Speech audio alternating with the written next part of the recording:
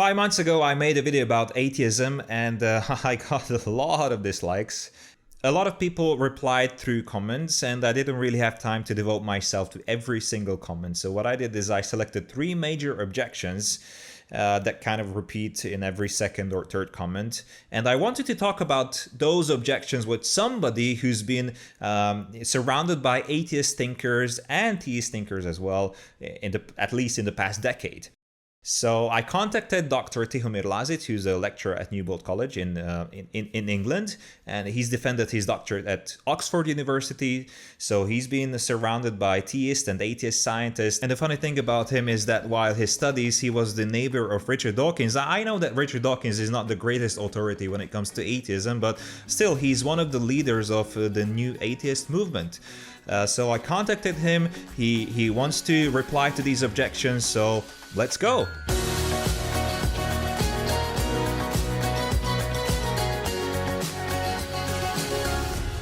Hello, Dr. Lazic. Thank you for having me here at Newbold College.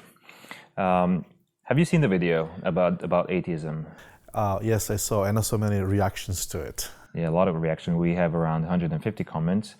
I've selected the general objections against the video, 3 of them, and the first would be that I actually misrepresented atheism. That might be actually true, possibly not with a bad intention, but certain labels were maybe mixed up. And your video was kind of talking about atheism as well as naturalism and science as one thing, which I think there is a big distinction. Yeah, that was a mistake. Yeah, and I think that you can be atheist without necessarily claiming anything dogmatically, without necessarily trying to come up with the overall explanatory theory for reality.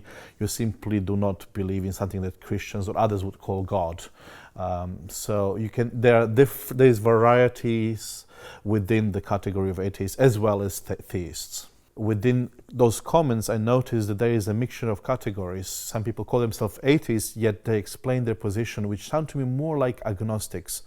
Atheism would be seen as a worldview revolving around the notion that the ultimate being or God does not exist apart from the nature, so from this material reality.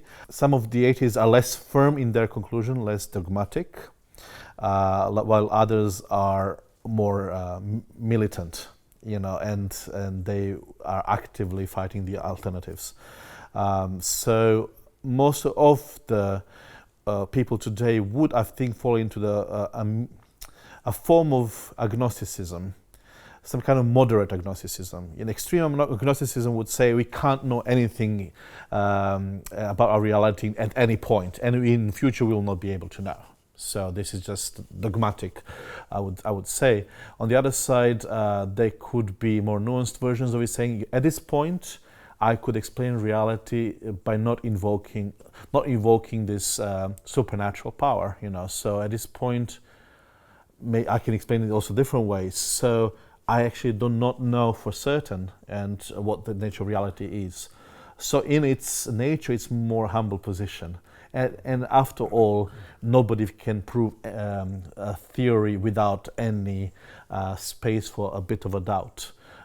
We are all in our search for knowledge and search for more, and we all struggle to explain reality. No worldview has explanations for every single aspect of reality. I like how Richard Dawkins defined his position in his book, The God Delusion. On a scale of 1 to 7, if 1 is believing in God, 7 is not believing in God, then he would be at 6, because you never can be certain about anything. And I think it's fair to say that each one of us belongs somewhere on the spectrum. Yeah. So there is no crude category, and everybody who is labeled atheist or theist thinks exactly the same way. There are degrees of certainty, and nuances of view, even differently derived theories, different methodologies which we utilize use in order to come to the solution or to the explanation. Okay. The next thing was that basically believing in God is like believing in Thor or unicorns or flying spaghetti monsters and ghosts in the sky. So what would you say about that? I think it again represents some kind of fundamentalist and fideist approach to reality, where you believe things at a face value without exploring the cause behind, and then you just project, you live in your own world without openness to reality. And I certainly think this is a logical fallacy. I think this is a wrong way of seeing things. That doesn't mean that the whole theistic worldview is as irresponsibly built. We are simply talking about a perverted, distorted approach to theism, that somebody misused theistic worldview and tries to establish it on the wrong grounds. That's happening in any worldview, and it's happening also among theists. So this would be, for me, misrepresentation of reality. There are ways of thinking responsibly about theistic worldview, where you base your conclusions on facts and empirical data, and also you care for consistency and coherence of your theory, and you care for reality itself. You're critical realists. You're simply looking at the world, examining the data, and trying to find the best explanatory framework to really understand the depth of reality. Not at its surface, only what you can see, but also what you cannot see, and things that are in our reality, but not so easily but reducible to certain formula and certain simple experiment. A lot of people pointed out the habit of theists, which is if you can't explain something, then obviously God did it. For example, if you can't explain the beginning of the universe, then obviously God did it. What do you think about that? Okay. This is like a classical God of the gaps theory, where you invoke the supernatural power of God at the point in your scientific inquiry where you can't explain the phenomena. So technically, the more we know about our reality, the more we can explain it by natural causation, the less we will have need to invoke deity as a form of explanation. So we don't need to postulate God. And this space for God is slowly shrinking in the light of progress of contemporary science. Later we will not need God to explain rain or human natural illness or some other phenomenon in reality. I generally agree with the argument and this form of thinking is a logical fallacy. I would see this God of Gap approach to reality as a form of very also dogmatic, not rational or irrational view of reality, where we don't necessarily explain the divine presence in this reality and the mode of his action the way it is, I believe. We see him functioning only in those isolated cases or in those domains where there is no rules, there is no natural laws. So this space or this gap, unknown gap, we fill in with the name God. I don't think this is how reality functions and how theistic worldview should operate. I think that the action of God in the world is much more integrated with the natural laws. It transcends them, yet the divine agency can be found also within those laws. We don't need to assume that reality, everything is caused directly by divine agency. There are also natural causes to certain phenomena, but this does not eliminate the possibility of existence of God. So this kind of view, a more nuanced one, which sees God's action, which is more integrated and explains the phenomena of nature. You can't confine the domain of meaning, a transcendental reality of meaning, to just ink and paper.